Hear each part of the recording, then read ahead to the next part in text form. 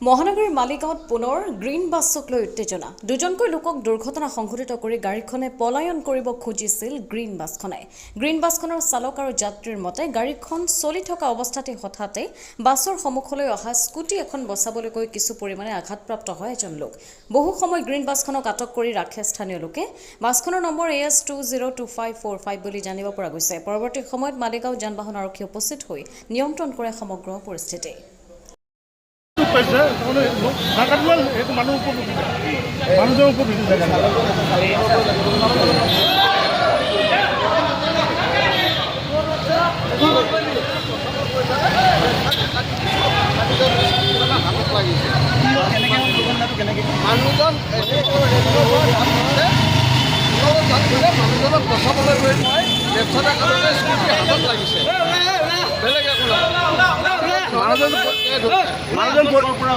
মানুহজন সেইফালৰ পৰা ডিভাইডাৰৰ পৰা জাপ মাৰিছে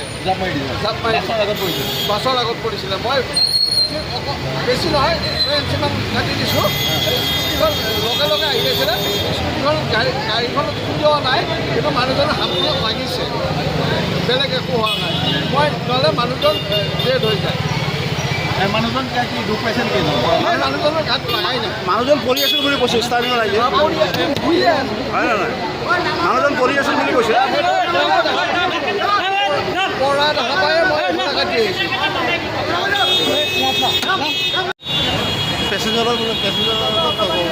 কেমেৰা আছে তো কেমেৰাটো ধৰা পৰিব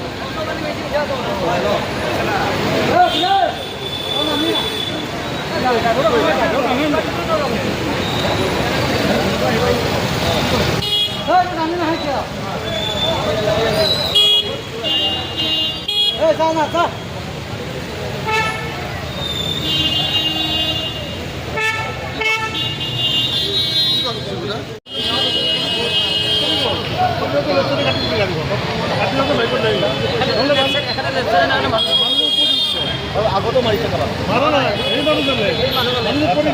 তেখেতক বচাবজানে কাটি দিওঁতে তাৰমানে এইফালে স্কুটিত লাগি এখেতে যদি এনেকৈ কাটি নিদিয়ে সেই মানুহজনৰ ওপৰত মানে ভুলটো মানে